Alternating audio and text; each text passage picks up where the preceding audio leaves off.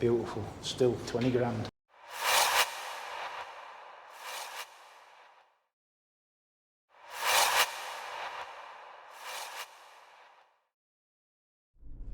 Hey up, hey, welcome back.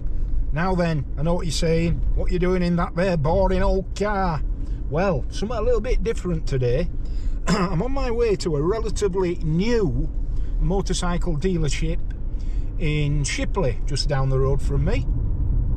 And that's called AKA Motorcycles. And amongst other things, they are a BSA and Norton dealership. BSA and Norton. Now then, some very exciting news indeed in relation to the new Norton range of motorcycles. And I'll be chatting with the staff there at AKA about that. And I'm going to see Charlie there. Now, they're having an open evening. They're having an open evening on Thursday, so that'll be the evening of the day that you're watching this. So if all goes to plan, this video will go up on Thursday morning, and if you're remotely interested in BSAs and Nortons, then it kicks off at 5 o'clock at AKA Motorcycles in Shipley. 5 o'clock as you're watching this afternoon, this evening, whatever. Hey! And there's Saltaire Blonde Ale, and there's pork pies to be had. Ooh! Hey, it's a no-brainer, isn't it? Aye. So, yeah, not only that, but there's a bit of a guest speaker.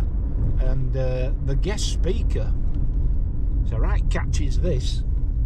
Nick Jeffries of the famous Jeffries family of the famous BMW dealership just up the road from Shipley. Alan Jeffries, and that's the one that's now Virtue Motorrad, but it was Alan Jeffries. And of course the Jeffries family, synonymous with motorcycles and motorcycle racing. So yeah, Nick Jeffries, who's actually ridden a Norton around the TT. Oh, bloody hell, celebrity. Aye, so unless you've got a better promise and you're in this neck of the woods, you might want to get yourself up to AKA Motorcycles at 5 o'clock a Thursday and see what all the fuss is about, because there's some exciting news about the Nortons. Hey! Oh yes. Right, well there's a few dealerships in this neck of the woods. There's Craig's Honda. Virtue BMW's just down the road there. And further back there, Cobb and Jagger. If you look over there, they'll see AKA Automotive, and that's where we're going.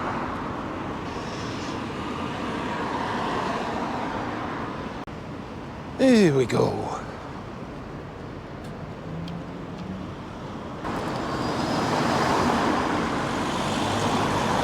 There we are, AKA Automotive. For those of you that are from this neck of the woods, you'll recognise it as it used to be, Ellis Briggs Cycle Shop. Right then, here we are at AKA Automotive in Shipley, and let me introduce you to Craig and Charlie. So, they're going to give you a bit of their potted history, how they came to be here in partnership. Who'd like to go first, gents? Well, I'll go first, then I'll prompt you then. So yeah, both myself and Craig, friends through motorcycling and family, I suppose is the easiest way of putting it. I came from working in car dealership backgrounds, and Craig were doing kitchens, and it was sort of a COVID hobby that started in garages and then escalated from a garage in Bingleton, then a showroom in Shipley. Well, I'll let Craig tell you a bit about his background in motorcycling, and then I'll go from yeah, there. well, work related. Most of my life's been in kitchens, like Charlie mentioned, manufacturing, installation, running a showroom, but a keen hobby of motorcycles all my life. Raced for many years, primarily road racing was what I fancied doing. Which took me to the Isle of Man. I was lucky enough to win 2 Manx Grand Prix in 2006, Wow. which led me on to compete in the TT for a few years after that. But I've had the opportunity to race all over the world, really. I've done the Macau Grand Prix. I was invited to South Africa to do a race with a team out there, and I've raced over in America with Milky Quail as my teammate, which was quite a nice experience. I don't bother racing anymore. I've just turned 50, I've got a family, and things have slowed down for me, but I still like doing an odd track day and having a bit of fun. And the motorbikes, having always been my passion and hobby, it's great to be involved with them in a work scenario now. So you're happy? I was very happy. Kitchen, I was getting a little bit stalled with the kitchen game. It's a hard game to be in.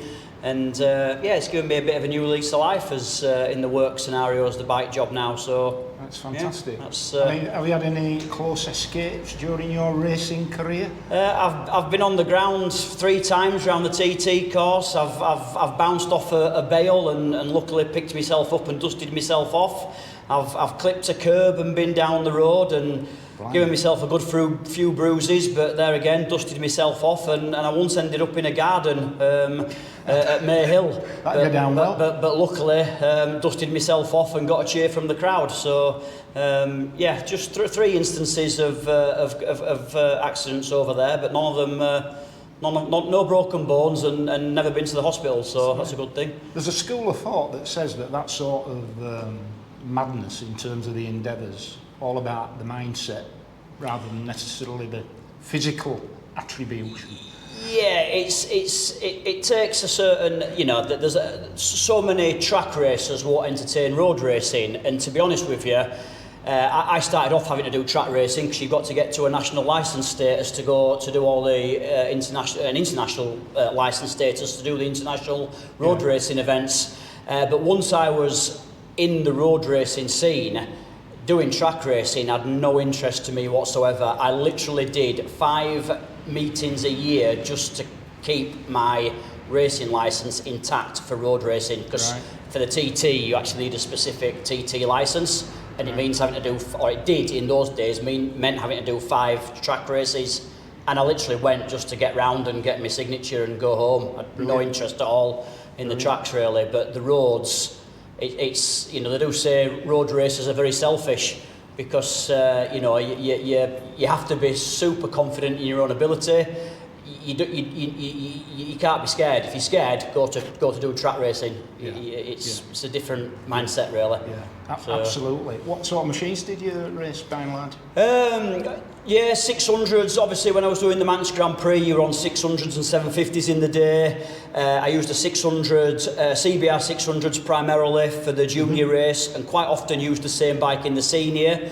But when I won for Martin Bullock in 2006, I was on a Suzuki 750 for the senior, and the extra bit of power of the 750, although the race speed was actually slower than the junior race, I won by a much substantial margin. I won by 30 seconds, so I didn't have to push that hard.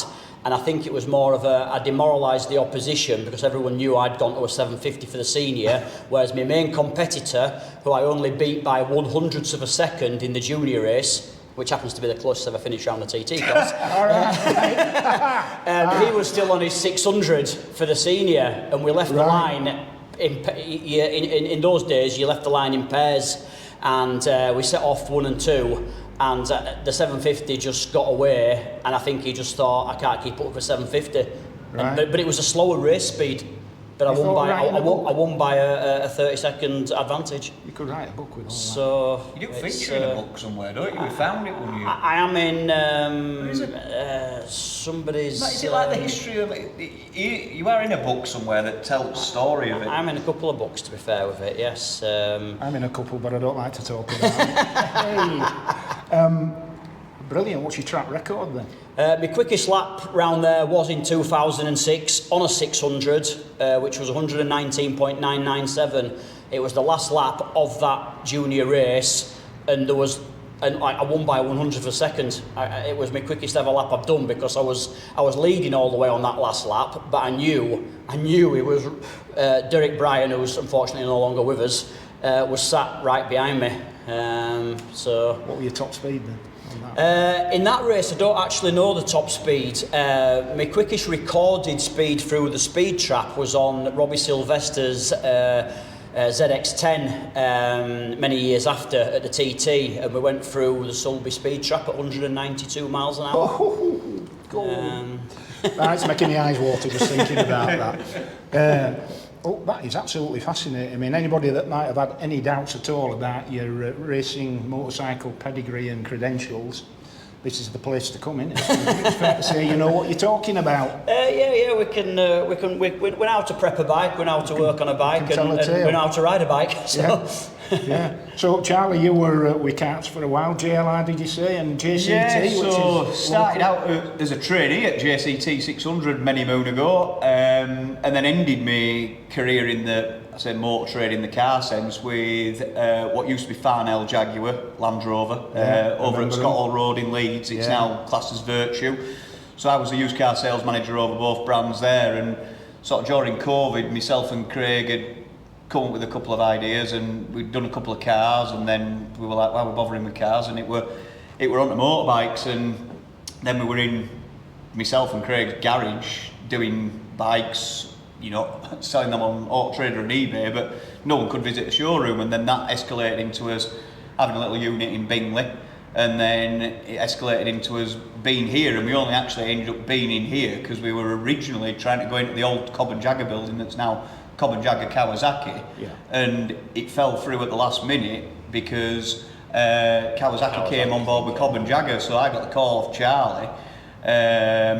I think I were at BRI, I had a broken leg, didn't I? You were just getting your pot taken off. Yeah, so I'd come off of a CRF 150 and broke my leg, and then I had to ring Craig and go, we're not going to sign for that building bikeway, and then we had a bit of a drive about, and Ellis Briggs was all boarded up, but it turned out it had actually all been already done up and refurbished inside because it was where they were storing PPE for ACS, and so there was like a cutout in the wall there. Right. And then we ended up here, and I then started racing when we came here, and it just sort of escalated reasonably quickly. We ended up with Morini, and then in the last 12 months we've ended up with BSA and Norton, and then it just sort of spiralled out of control. We then tried to keep involved in the racing. We sponsored a lad that I'll tell you a little bit about later. I've been racing as well, so this season I've done, well, what would be last season, I've done the BMW F900 Cup at BSB, but I just did a few rounds because we actually wild-carded Milky Quayle's son as well, wild-carded for us there, and ended up on the podium. I think I got the podium there, and then I've been doing Oliver's Mount as well this year, but on a Moto 3, a couple of podiums there, and the hope is that potentially I'll be at the Manx Grand Prix at the end of the year, subject to... And I'll be there looking after him. Yeah, so that's currently going through entry process at the minute, so we're just waiting to hear on that, but then potentially we'll be doing all the Oliver's Mounts as well. Craig's son comes and helps with that, so yeah, it's quite cool, and then we're going to still keep his toe in the water with Harley that's moving on, has been with ourselves and his father for the last 2 years now with the British Talent Cup, and we've had a win and a number of podiums there. Well, we say he has, and his dad has more so than us, and he's got the jump to British Supersport now with Rapid Honda. So actually upstairs we've got a new Fireblade that his dad's got him that we're then going to convert to a training bike for him, so we are still actively involved with, you know, sell a few race bikes. We do bits of prep for that, so yeah, there's all sorts that go on, as well as all this Norton and BSA and Morini stuff. So the bottom line is both of your motorcycles in your blood. Yep. Petrol in your blood. How many motorcycle dealerships, I wonder, have got sales staff or co-owners that have that sort of motorcycle pedigree in their I think probably CV? quite more than you think. A lot of these race teams are because it's people that end up having a motorbike shop, end up going racing, don't they? Could be. What's Steve Rogers' place called? Bloody hell. Raceways. Race. Oh, I know. Appley Yards were an ex-racing background. Yeah. Jeffries, so yeah, I think it's Oh, more Jeffries, yeah. It's more a lot better than us. You know, so there's we're just touching the surface. I'll edit that out. You know, Right, Charlie, so tell us what we're looking at, matey. so that is actually Harley's Moto 3 bike from last year. So that's what they use in the Honda Talent Cup. So that's a 250 single-cylinder Honda. The only place you can really get them from around here is actually from Clive over at Padgett's, because he's a HRC dealer. That's a genuine HRC bike. 250, Harley's rode it to a victory and a couple of podiums. I rode it at Oliver's Mount. I've had a couple of podiums at Oliver's Mount with it, but they are just unbelievable. One of the only bikes that you can buy now that is a genuine HRC, proper little race bike. Really, really impressive. And I think they're about 120, 130 mile an hour. I can't remember exactly, depending on gearing, because they're very gearing sensitive. Right. So you'd have to go to Padgett's for one of them, would you? Yes, and before you add a quick shifter or any extra wheels or change anything suspension-wise, I think they're £15,500. Before you buy any spares package, different handlebars, quick shifter. Yeah. So, yeah, but it is a proper, very similar to what they ride in Moto 3 at MotoGP level. Yeah. But they've got the option of KTM engines and all sorts of stuff. So, proper thing. Yeah, absolutely. Never get me on one of them, mate. They're actually more spacious than you'd think. Yeah. Oh, looks a bit too frightening for me. What we got here? So that is actually going to be getting converted to Harley's training bike. So that's his and his dad's bike that we've got here, and it'll be getting broken down and put into race trim. Won't be getting a super sport engine in it. It'll run like a stock super sport engine. Yeah. But yeah, that's a new shape 2025 CBR 600RR Fireblade. I think they're about 10.5 grand new, and they're very similar to the old CBR 600. Apart from now, we've got wings and a proper electronics package and a TFT dash. Beautiful looking super thing. Sport category seems to be coming back a bit. Yeah, beautiful looking thing that. Super duper. What else we got? Oh, all sorts up here. So Moto Morini. Yeah, so we've. I like these. They're actually a very, very, very good bike. Obviously, twin, we're not allowed to say it, but they are very similar to the Kawasaki 650 engine, let's say, with the water pump in a different place, maybe. These are our 2X demonstrators, so we've got a street with the majority of an SP kit on it. We're just waiting for the cowl for the front. Yeah. And we've got our X demonstrator scrambler that's only done a couple of 100 miles, I think. And then that Morini behind us, the Xscape, is actually one of Morini's Express bikes, so we've got that up for sale. It's done 2,000 miles and I think it's £4,000. It's one of the Express bikes, still in manufacturer's warranty. It's just such good value for what it is. Value. A really good bike. I would recommend, you know, whether it's not with ourselves or another Morini dealer, if someone is interested in one, go ride one, because we've had RX demos, not that one, but go to the Scotland trip twice, and everyone's been well impressed with them. I mean, I was sorely tempted when I got the CF Moto to look at the Moto Morinis. The standard specification and everything, especially, I think they've been reduced now. I think you can get one brand new for £5,700, if I remember rightly. Is that what they are? Yeah, they've just brought them down, and what you get standard spec-wise is really, really impressive. I mean, it's Brembo brakes, Bosch electronics, Marzocchi forks, TFT dash, tyre pressure monitoring, and they're really, really good, and we've not, we haven't had a minute's bother, really. There's a bigger version out, isn't there? I don't think that's coming here. Or it's not come yet. It's going to be coming this year, but in true, yeah, so it's going to be another big twin, but yeah, it was just awaiting on emissions regulations and all that sort of stuff. So that and a couple of other models should be coming through this year. But obviously you've probably seen from like all the pre-reg exercise with motorbikes at the end of this year, the emissions regulations changed, which is, there was a lot of derogation stock where it's got to be registered before X, Y, Z. Yeah. So I think they were probably waiting for that to get out of the way before they started launching a load of new models. Certainly be looking forward to see the 1200, because I think that'll be the first over 1,000cc Chinese-made adventure bike. Yeah, I think all the rest are sub-thou, aren't they? Yeah, I think if they can keep it, if they could get it to like a 10 to 12 grand price point, there's no reason. And the engine's actually a tried and tested engine, because it's the engine that they used to put in the Corsaro is what we're getting told. But as is with manufacturers, we get very limited information, even if we deal with them. Yeah, but I mean, Chinese manufacturers using Italian legacy names is very much a formula at the moment, isn't it? It's proving quite successful. Yeah, I mean, the good thing is they are still all designed in Italy, at the Morini. in Italy, should point that out. And they do sell like hotcakes in Italy. It's like they're one of the most popular manufacturers over there. They've just not quite cracked it over here yet. Yeah, smart looking thing. Brilliant. What else we got? Oh, BSAs, of course. Yeah, so we've got some more BSAs up here. We have got a couple of used bikes snuck away at the back, because we've been making some space upstairs. So we've got just about every colour variant of BSA in stock at the minute. So you've got the silver, the Highland green, the red. Highland green, actually there's no Highland green left black. At this moment in time, so that's the it? black. So we've got Legacy Edition there, we've got Insignia Red, obviously the black, and then that's just the standard silver, not in Legacy trim. Of course, the Legacy comes with the polished engine casings and the chrome. Yeah, obviously the bead round the seat, so you get a different bead round the seat, chrome mirrors, chrome fenders, if we're going down the American route, engines, casings. It's actually probably worth having a look at the Cafe Racer Custom we built downstairs. If there anyone that is a BSA owner, you'll see where we've actually repowder coated and changed some of the colour schemes on the engine casing. That'd be and a few different bits that we've done to that, which we won a few people. I think there's us and there's a dealer in the south that have really gone to town and customised one quite a bit.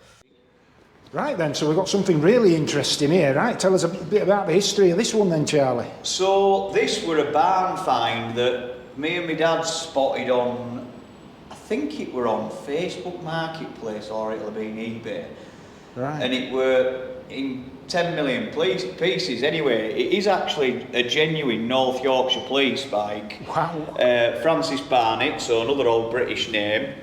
There's a couple of ways that you can actually tell it were North Yorkshire Police one. Well, apart from I actually went up to, I think it was Scarborough Town Council Hall to try and find the original photographs of it to sort the re-registration out. But it's got the studs on the tank, which is obviously where they used to mount some kit. Yeah. You can actually get for it another mount for the back and leg guards. A lot of them came with leg guards for the police. But the easiest way to tell, this is getting really geeky here now, where's it gone on frame? On the VIN number that's on the frame, you're not going to be able to get it on the camera. Right.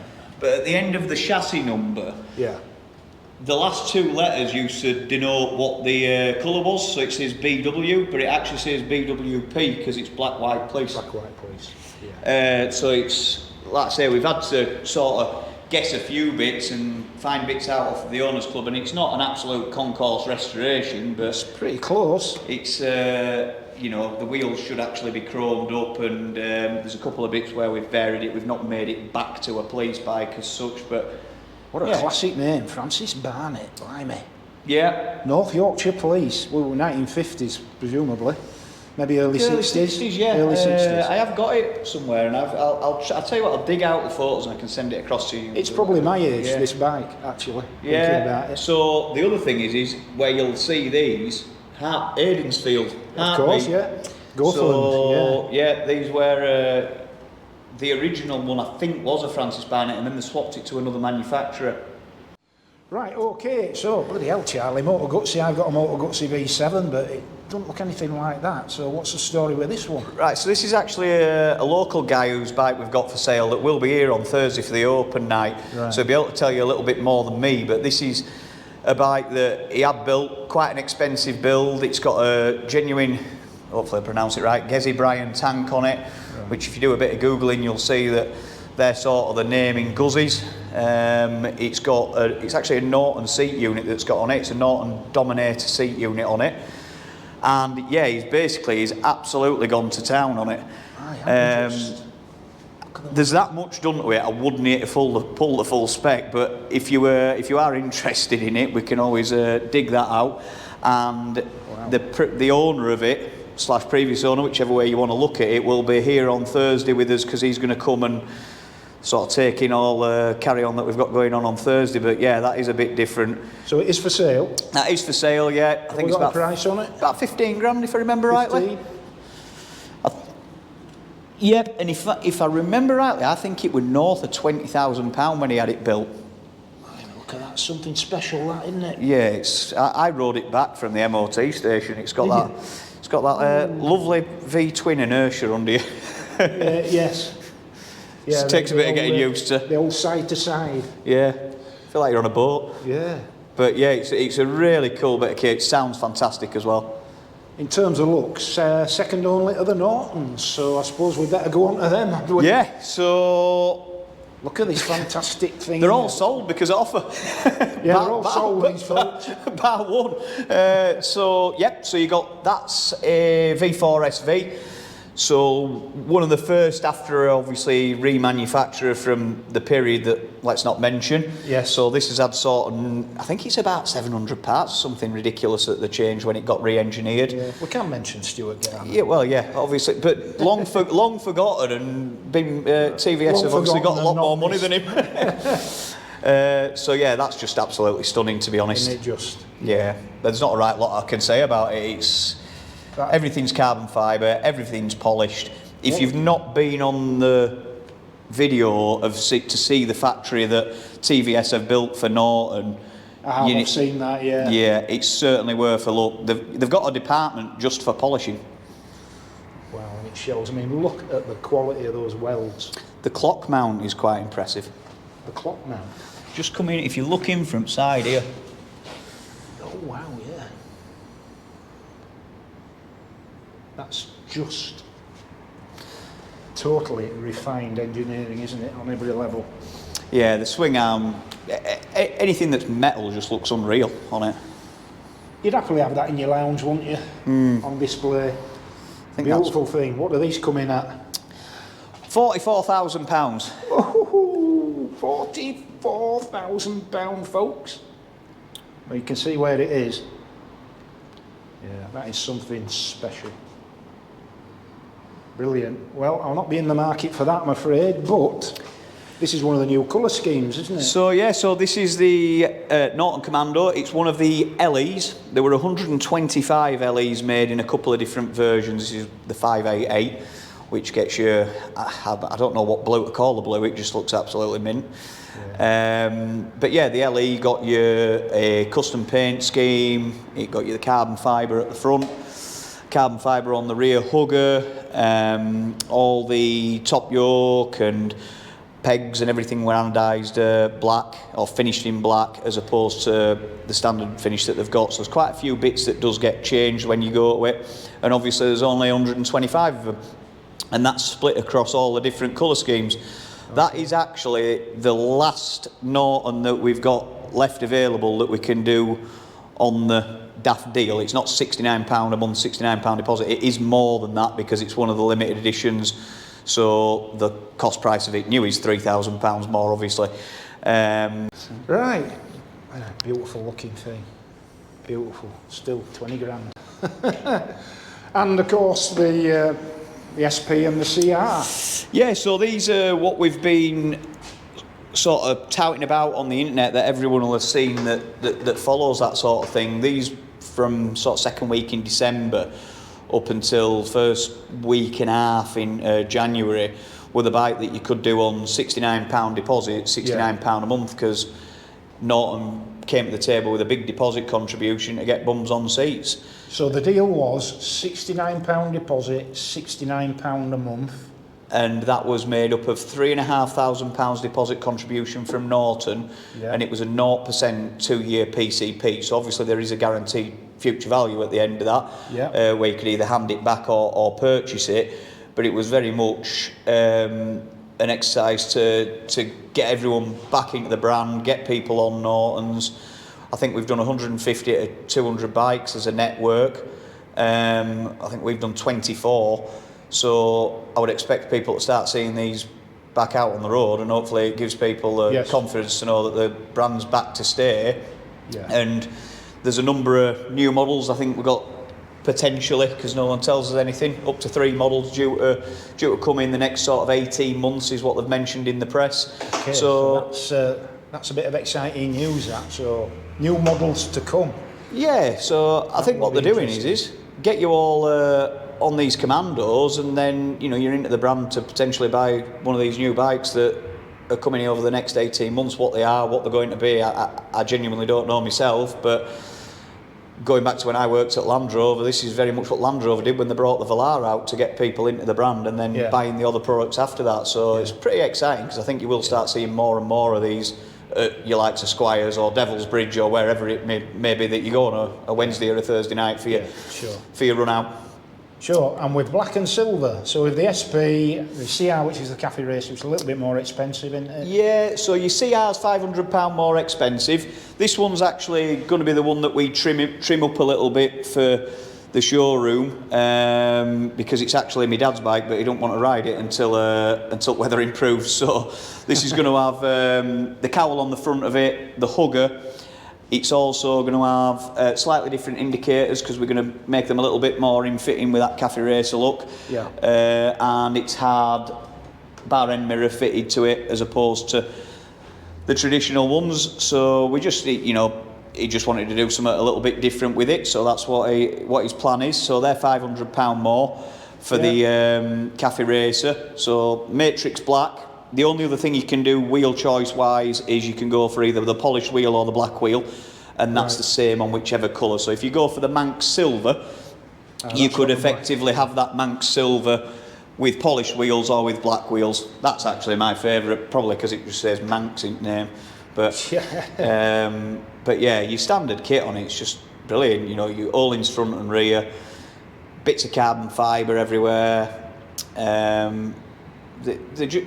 They're automotive work of art. And they're going to ride very differently to your modern speed twin or something like that. Of course they are, But the good thing with this is it feels like when you hear one start, they sound like how a motorbike used to start, because they go through an SVA.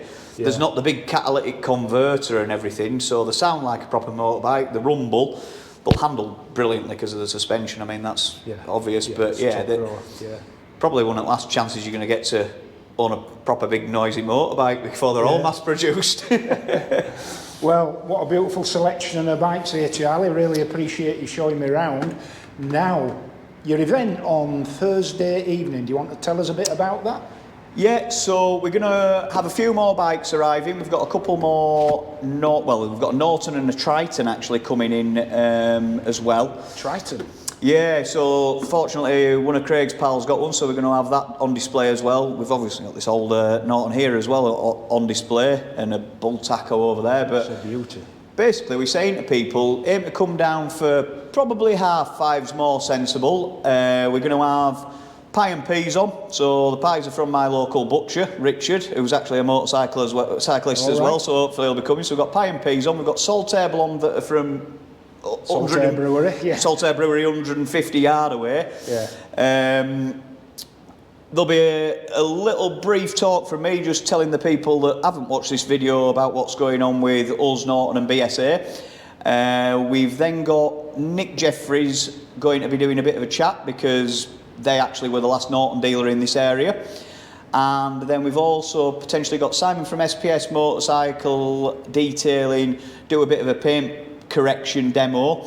And we'll also be doing a raffle as well, which will have, I think there's going to be a couple of BSB tickets in there, a couple of tickets for all of us mount, parts and clothing vouchers for ourselves, t-shirts, hats, that sort of thing. So that'll be going on as well. All the pies and beer. We'll have an honesty box on the go, which will be in aid of Yorkshire Air Ambulance. So bring your cash. So yeah, the girls will have a bucket next to Saltaire Blonde stand. Bring your folding and brass, folks. Yeah, so that's going towards Yorkshire Air Ambulance, and it should be decent crack. Nick's got so much knowledge about anything. Bike related. He's a really interesting guy, so there'll be lots that you get to hear and know. He told me a couple of stories the other day when he came in to find what we wanted, and massively interested. So yeah, fantastic. Cool. So right, folks, that's when this video goes out from your point of view, dear viewer, it will be this evening, starting at 5 o'clock. Yes, I'm guessing so. Is this going out Thursday, is it? This is going out Thursday morning. Perfect. So, yeah, get yourselves to AKA Automotive in Shipley. Come and have a look at some of these fantastic bikes. And if you do, I'll see you there. Perfect. Charlie, thank Cheers. you. It's Thanks been a lot. absolutely brilliant. Right, hope that was of some interest to you. AKA Automotive motorcycle dealership in Shipley, West Yorkshire. Craig and Charlie there, and a great outfit they've got going there, no question. Some incredible bikes in there, particularly the Nortons and the BSAs. And yeah, would you believe it, some new Nortons somewhere in the pipeline, but that's as much as we know. But that is very interesting indeed. So if you want to come down to the open evening, it will be, as you're watching this evening, from 5 o'clock onwards, AKA Automotive in Shipley. And yeah, if you're going to get yourself down there, I may well see you. So, until the next time, and in the meantime, ride safe, be kind, remember to subscribe, and I'll see you.